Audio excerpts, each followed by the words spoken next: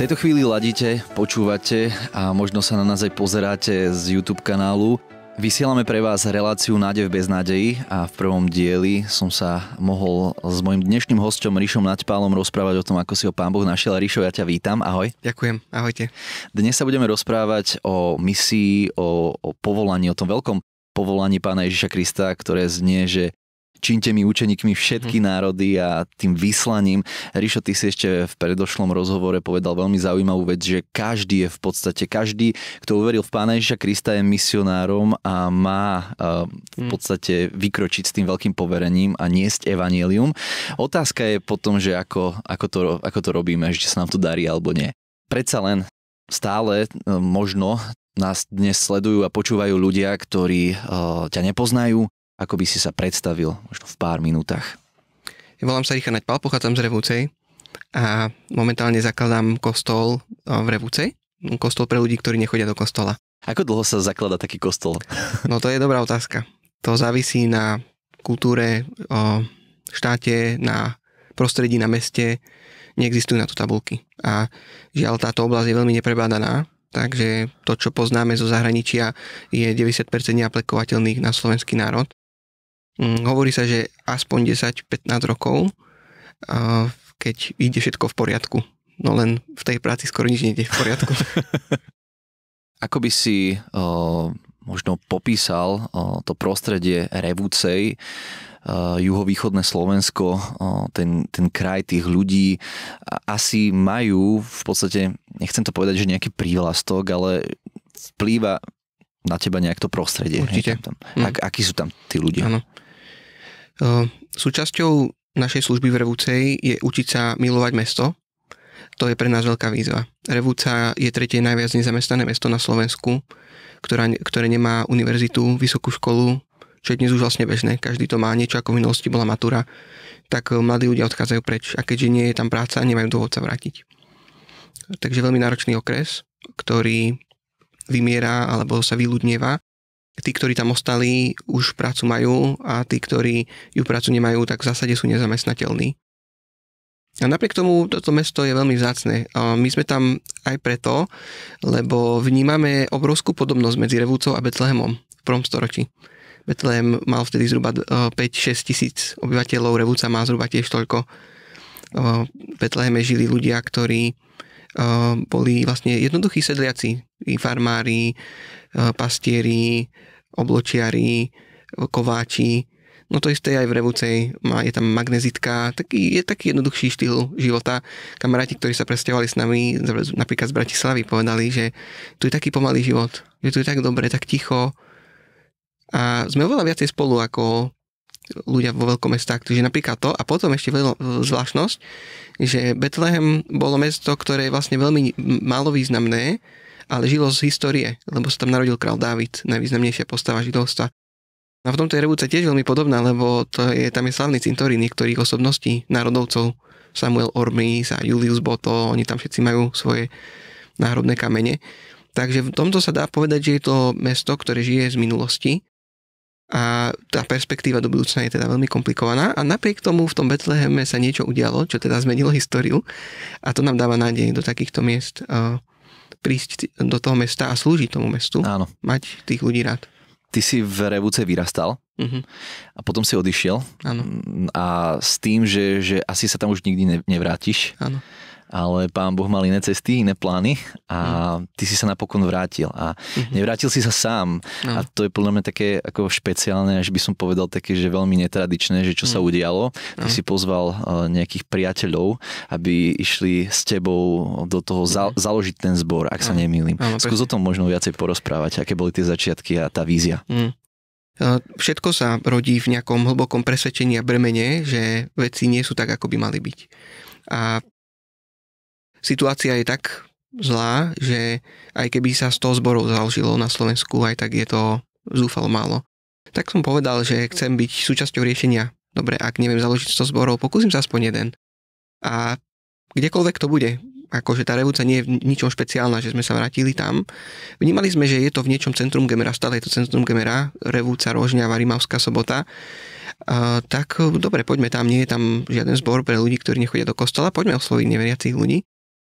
No a ja som vedel, že to nemôžem urobiť sám. Začal som si čítať knihy o tom, ako sa vlastne zakladá zbor. Pre mňa bolo veľmi atraktívne na tomto, že je to práca, ktorá z ľudského pohľadu nebude nikdy ospevovaná a oslavovaná, ale že akýkoľvek kostol, do ktorého som kedy prišiel, napríklad aj ten v Revúcej, o ktorom som spomínal, tak ten niekto musel založiť. A ešte z okolností ten v Revúcej, veď to je 14. storočie, kedy tam ten kostol vznikol. Však to je 150 rokov pred vynajdením Ameriky. Že ten kostol tam teda riadne dávno už je. A ja neviem, netuším, aký človek to bol, ktorý tam ako zapichol tú pomyselnú vlajku a povedal, že dobre, tak tu bude kostol. A ja o 600-700 rokov, vlastne ako mladý chlapec, som tam začal prvýkrát premýšľať o Bohu. Že ja neviem, kto bol ten človek, ktorý to založil, asi to bola skupina ľudí, ale mali obrovský vplyv na môj život a pokračujú ten vplyv ich. A to bolo pre mňa veľmi atraktívne, že chcel by som byť niekto, koho život by za niečo stál, kto by mu vedel vplyvniť aj budúce generácie. A približne v tom čase sa narodila aj moja dcerka Alžbetka. Som prežil také bremeno za budúcu generáciu, že veľmi túžim, aby Alžbetka mohla mať spoločenstvo, do ktorého bude rada chodiť, kde bude aj ona rozumieť, že jej ocko, mamička bojovali za ňu, za jej duchovný život, za jej stav, za to, aby bolo prostredie, kde mladí ľudia nebudú chcieť odísť. No a vlastne vedel som, že nemôžem to robiť sám, tak som zavolal ľudí, aby išli so mnou a tam samozrejme mi všetci hovorili, že to sa nepodarí, do Revúcej to nie, tam odtiaľ ľudia odchádzajú. No ale tu bolo dôkaz toho, že to bola Božia myšlienka, že ja som začal vlastne telefonovať niektorým ľuďom, ktorých som poznal a oni začali reagovať. Áno, som práve v tom období života, neviem čo robiť. Ďakujem, že si zavolal, idem s tebou. Boli situácie, kedy sa mi s niekým snívalo, koho som dlho nevidel, roky, 10 rokov. A zavolal som, kde sa nachádzate? A my sme teraz v Anglicku. Poďte sa s nami presťahovať do Revúcej. A o pár mesiacov sa presťahovali. A potom boli situácie, kedy bol koniec mesiaca a 2 dní do konca mesiaca a som hovoril, že bratu, máš 3 dní, aby sa rozhodol, či ideš s nami, ale neváhaj, že poď. A išiel. A to bol pre mňa dôkaz, že to nevychádza zo mňa. To ja som neberiem absolútne žiadnu zásluhu za to. Bol som nástroj v Božích rukách a pre mňa to bolo potvrdenie, že Boh niečo chce konať. A tak.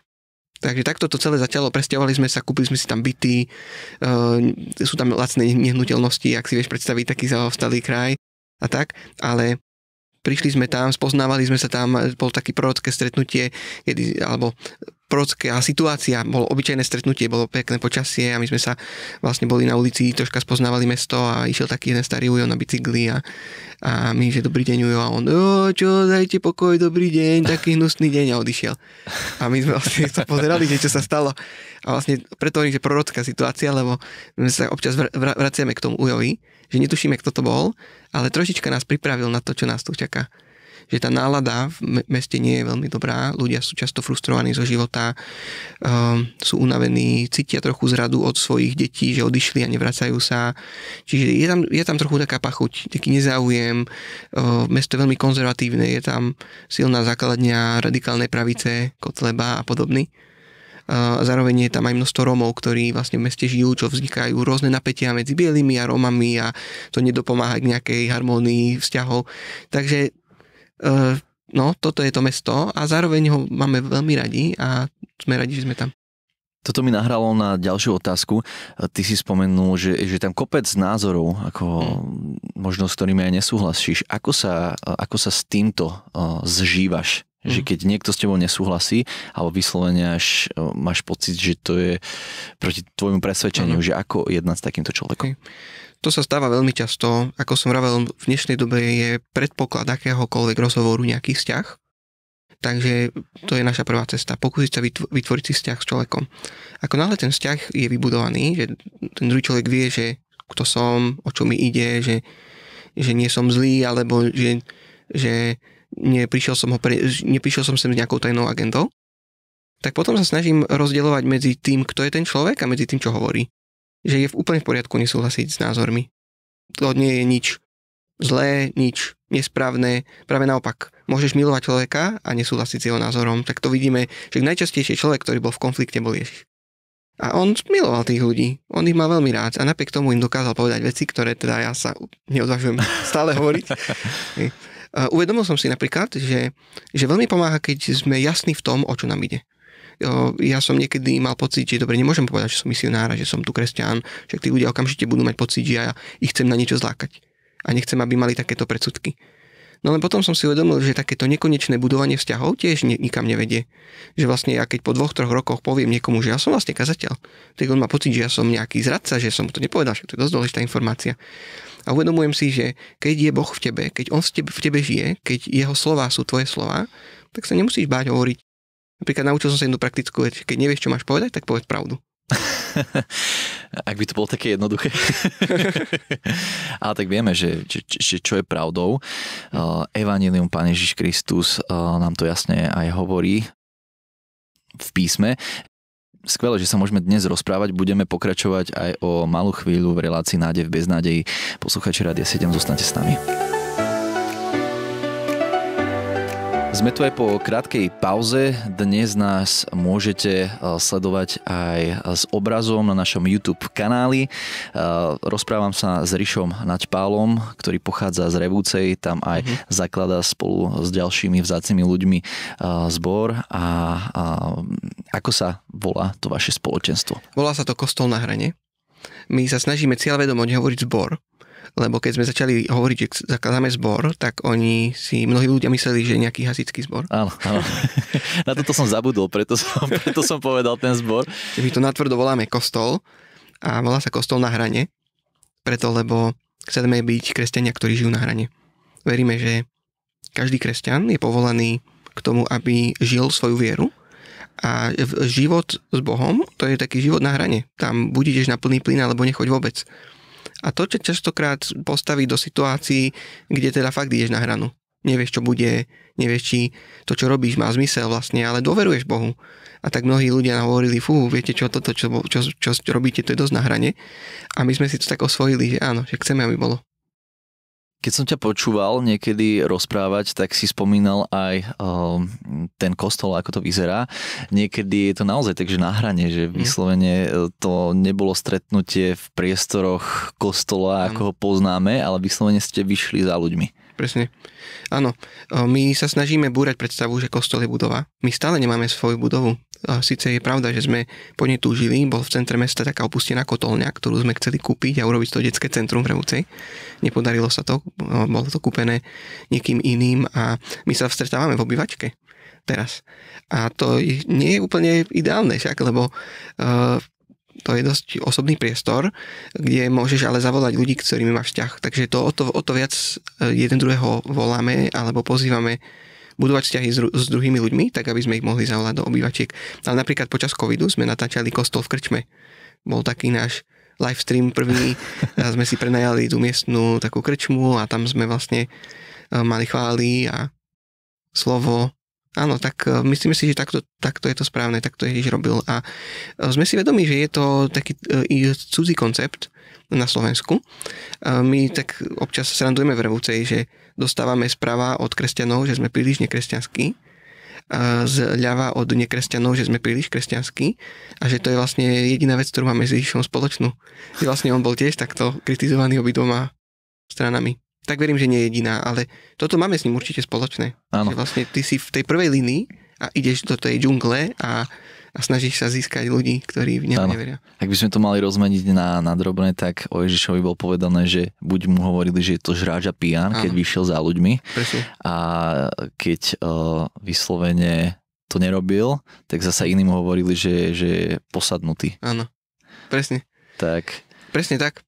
A toto je to obrovské dobrodružstvo, že ty ideš do tej prvej línie, taký ten pomyselný prales, nejako sekáš a to je na tom krásne, že prichádza do styku medzi cirkvou a neveriacím svetom. Áno. A toto by som chcel vidieť viac. V tomto vidíme, že Ježiš bol zakladateľ zborov. Však on chodieval za tými ľuďmi a presne s tým Matúšom na colnici trávil čas a keď ho zavolal, tak si vieme predstaviť tie pomyselné výčitky od Petra a podobných cirkevníkov, ktorí hovoria, že s nimi nechceme mať nič spoločné.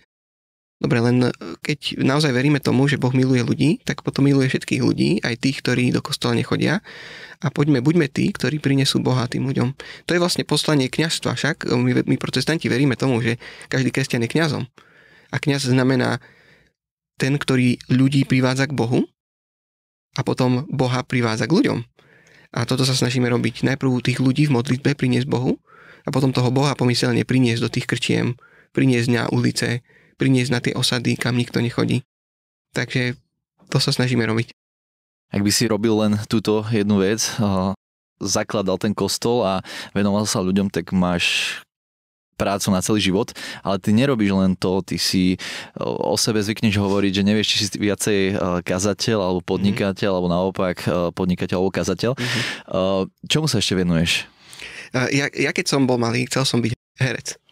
A to preto, lebo herec má možnosť vlastne žiť viacero životov naraz v tých rôznych rolách.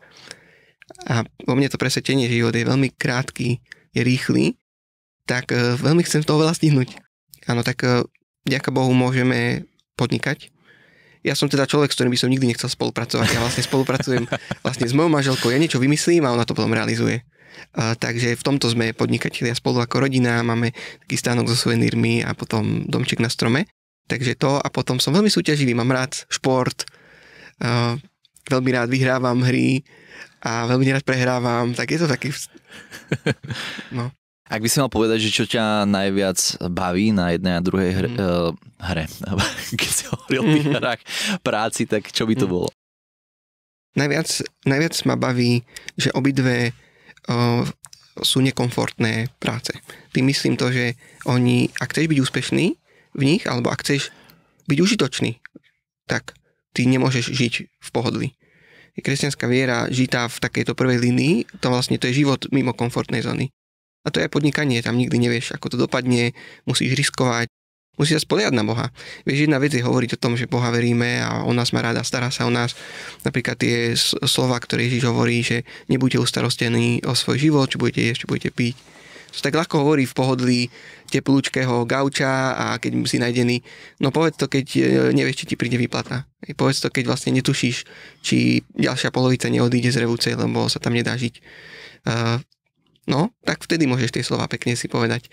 Takže je to taký život, kedy ty nevieš, čo ťa čaká a si nutený sa vlastne k Bohu modliť. A toto mám veľmi rád, že vlastne keď sa k Bohu modlíš za veci, ktoré proste ty potrebuješ. Vieš, napríklad modlitba za odvahu. To sa veľmi často modlíme v Revúcej.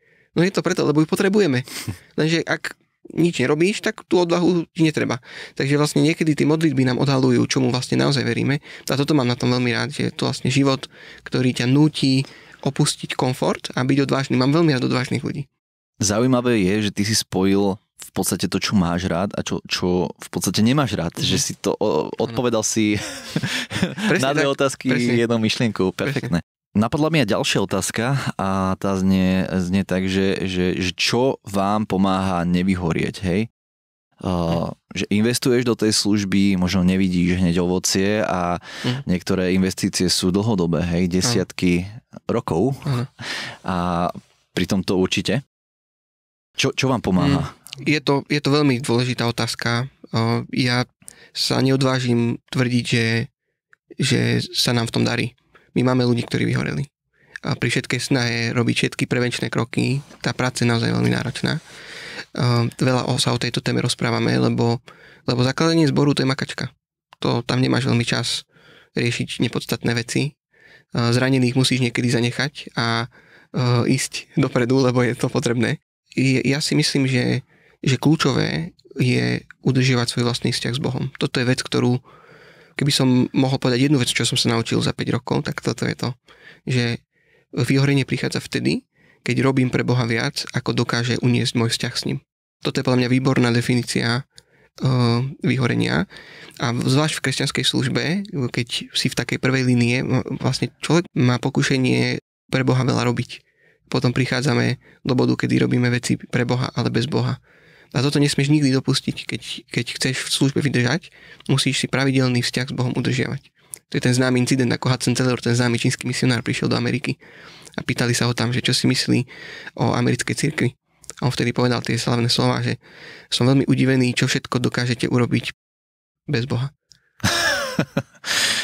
Až zimom riavky normálne. No a je to vlastne desivé, lebo ja poznám veľa ľudí, s ktorým sa rozprávame, veľmi vzácni bratia a sestry v službe, ktorí hovoria, ktorí naozaj slúžia, obetujú veľmi veľa, ale keď sa pýtame, ako je na tom tvoj vzťah s Bohom, tak vidím, že je to ťažké. Je to čítanie písma, pravidelná modlitba, udržiavanie svojho svedomia čistého. To sú veci, bez ktorých sa to ale nedá. Takže toto je obrovská lekcia, ktorú som sa naučil v Revúcej. Toto je najlepšia prevencia proti vyhoreniu. Ako to už bolo spomenuté, si človek, ktorý veľmi rád číta. A ako som sa dozvedel, tak radšej tie fyzické knihy ako na nejaké e-books. Povedz ešte možno nejaké inšpirácie pri tom vyhorení, že čo si sa ešte dozvedel, prečítal alebo od niekoho počul, že čo pomáha. Áno. Dar priateľstva je kľúčový faktorom pred vyhorením. Že máte človeka, ktorému si vykazateľný a ktorý sa ťa môže pýtať na hocičo. Som veľmi rád, že mám takýchto ľudí v živote. To sú ľudia, ktorí majú nárok na mňa a povedia mi, myslím si, že toto robíš zle. Myslím si, že toto je tvoj mŕtvý bod. To sú tie body, keď ideš na aute, tak v spätnom zrkadle máš ten mŕtvý bod, ktorý nevidíš, ale tvoj spolujazdec ho vidí. Tak každý z nás má takéto mŕtve body. A ten dar priateľstva je veľmi vzácny dar. To sú ľudia, ktorí, nesmie ich byť veľa, musia to byť ľudia, ktorým ide o tvoje dobro. A keď takých máš, tak si strašne ich váš. To sú veľmi vzácni ľudia, ktorí ale musia mať právo hovoriť ti do života. Ty nemôžeš si dovoliť sa urážať. To ma naučil Beno, môj nadriadený, keď som bol na kazateľskej praxi, že urážať sa je zakázané. Náročná úloha. No, veľmi. Hej, a je to vlastne cesta pokory, uvedomiť si, že kritika je dôležitá a že tí pokorní ľudia, uvedomujem si to vlastne na vlastnom živote, keď sledujem druhých ľudí, že tí pokorní ľudia dokážu prijať aj 5% z nejakej kritiky, keď je pravdivá. Že vieš, že niekedy ti niekto povie niečo veľmi zlým spôsobom, možno aj veľa je tam nepochopenia a tak. No a vlastne pyšní sú tí, ktorí povedia, nie, ty mi nemáš čo hovoriť, ty máš tiež svoje hriechy, alebo naopak. Alebo naopak zdiskreditujeme váhu tej kritiky tým, že je tam aj veľa nepravdy. Ale tí pokorní to sú tí, ktorí hľadajú v tej kritike to, čo by tam mohlo byť oprávnené a potom sa pokúšajú to vnímať ako taký edukačný rozhovor. Takže napríklad dar priateľstva je veľmi vzácny pred vyhorením. No. Hovorí sa, že povzbudenie motivuje a konštruktívna kritika posúva vpred. Že asi taký nejaký balans tých vecí, ale to je veľmi kľúčové podľa mňa. Toto sa veľmi často zabúda, že je dôležité mať tých priateľov a mentorov, ktorí majú dovolené povedať aj niečo nepríjemné. My sa budeme rozprávať aj o malú chvíľu dnes s Rišom Naďpálom o misii v Revúcej a aj o podnikaní. Zostaňte s nami. Hneď po malej prestávke opäť s Rišom Naďpálom v relácii Nádej v beznádeji. Vy môžete takto nás počuť cez éter, ale môžete nás vidieť aj cez náš YouTube kanál, kde si môžete túto reláciu aj vypočuť a pozrieť. Pokračujem ďalšou otázkou a to je, že či je pre teba, Rišo, lokálny zbor, hej, nemáš veľmi rád tento pojem, si aj vysvetlil prečo, lokálny kostol, že prečo je tak potrebný, aby bolo šírené evanjelium? Ja myslím si, že je veľmi potrebný. Je potrebný preto, lebo je dôležité, aby človek, ktorý chce, aby jeho vzťah s Bohom rastol, aby ho dal do prostredia, kde môže rásť. Keď chceš pestovať rúže, nemôžeš ísť na Antarktídu. A keď chceš, aby tvoja viera rastla, potrebuje mať spoločenstvo, kde môže rásť.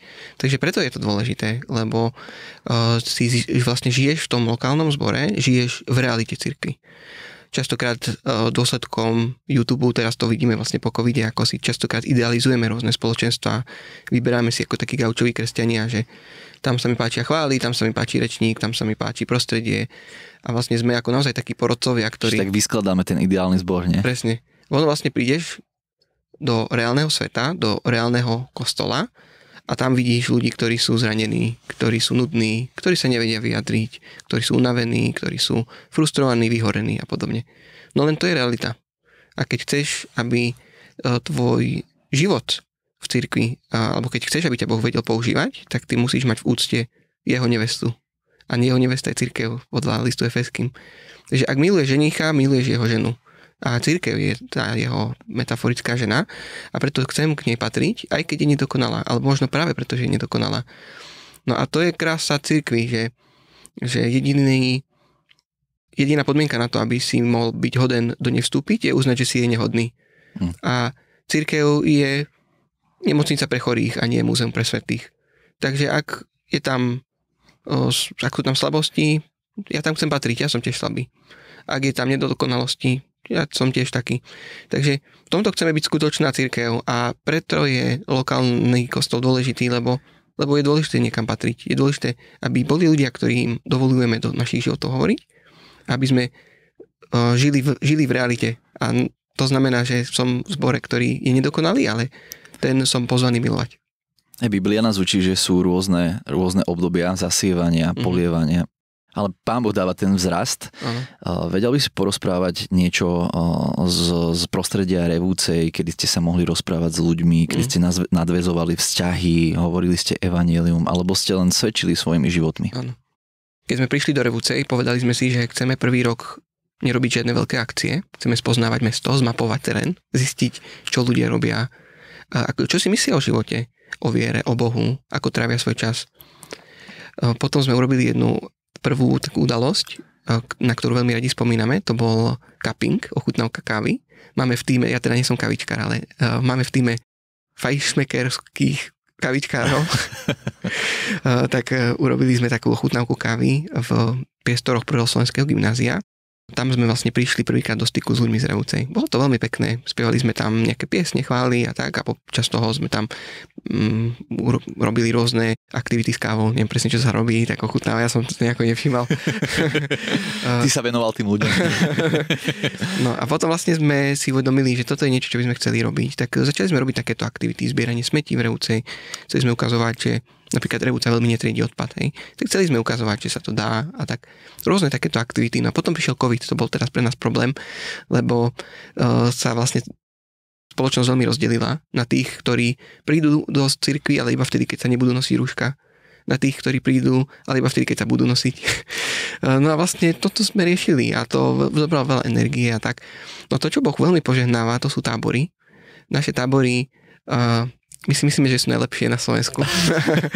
Snažíme sa oslovať mládež od 16 do 21 rokov, lebo to je obdobie života, kedy človek robí najdôležitejšie rozhodnutia.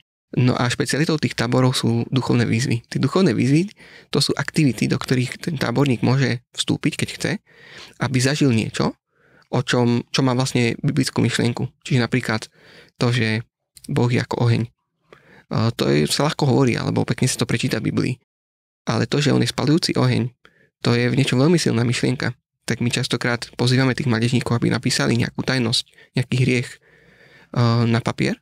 Potom v noci, v zime, v tme ideme spoločne v tichosti k tomu obrovskej vatre a tam vlastne ten papierik hodíme do ohňa. A to symbolizuje to, že k Bohu môžeš prísť taký, aký si a odozdať mu to, čo máš. A že Boh na to zabudne, alebo Boh ti to odpustí. Toto sú chvíle, alebo napríklad pozorovanie hviezd. To je taká zvláštnosť, že v histórii ľudstva mnoho ľudí uverilo v Boha tým, že pozorovali hviezdy. No a my vlastne chceme vytvárať prostredie, kde je potenciál na to, aby niekto uveril, aby vlastne prišiel k Bohu bližšie. Tak robíme také pozorovanie hviezd, že si ľahneme vlastne s našimi táborníkmi na lúku a počúvame také zamyslenie o tom, ako Boh stvoril svet a vidíme tie hviezdy a pozorujeme ich aj na ďalekohľade. No a zrazu si uvedomíš tú svoju malosť a tú Božiu veľkosť. To je ako katedrála. Že vlastne vojdeš do priestoru a uvedomíš si, kto si ty, že tu existuje niečo väčšie ako som ja a potom sa začneme vlastne tak oveľa rýchlejšie alebo citlivejšie pýtať na to, že kto je ten Boh. Takže toto sú tie chvíle, kedy vlastne v noci o 3 ráno, keď už všetci spia, zrazu príde nejaký táborník a povie, že sa chce porozprávať. A otvára sa, že čo prežíva a ako jeho duša túži po Bohu. To sú tie chvíle, pre ktoré sa oplatilo prísť do Revúcej. Takže sú to vlastne rozhovory s ľuďmi, sú to vzťahy s ľuďmi, sú to ich pozorovanie, počúvať ich. Učiť sa druhých počúvať, to je v dnešnej dobe veľmi ťažké, však keď sme všetci závislí na Facebookoch, Instagramoch, TikTokoch, potom sa máš stretnúť s nejakým človekom, ktorý sa poriadne nevie vyjadriť, tak to sa stačí troška pozorovať, ako ľudia v prítomnosti takých ľudí už vyťahujú mobily a už si tam scrollujú tie svoje steny. No a vlastne darovať niekomu dar pozornosti, to je v dnešnej dobe veľmi vzácne. Tak toto sa učíme robiť. Vlastne venovať sa, byť naplno prítomný v okamihu s tým človekom. Keď si hovoril aj o tých táboroch a čo tam robíte, tak mi prišlo skvelé to, že používate vlastne veci, ktoré Boh stvoril, hej, že tá obloha, ten oheň a živly a tieto veci. A nehovoril si o nejakej opulentnej veľkej projekcii, nejakých skvelých nadúpaných chválach, aj keď nehovorím, že toto sú zlé veci, hej, ale že vyslovene to stvorené používate na to, aby to prehovorilo tým mladým ľuďom. V tomto boli inšpiráciou benediktínsky mnísi, ktorí hovorili o tom, že svetosť je jednoduchosť. Že keď chceš začať žiť svätý život, musíš ho zjednodušiť. Začiatky minimalizmu? No presne, áno. Že vlastne oni majú pravidlo, že vo svojej cele, kde oni žijú v kláštoroch, že nesmieš mať ani jednu vec, ktorú nepotrebuješ. Že oni vlastne majú v podstate prázdne tie cely. Majú tam posteľ, uterák, žiadne takéto, čo máme my. A to platí aj pre duchovný život. Zjednodušovať veci. Keď si tam v prírode, však to je kostol. Príroda je kostol. Boh stvoril svet ako katedrálu. Však my sme uprostred nej, Boh je uprostred nás. Stačí sa dívať s čistým srdcom okolo.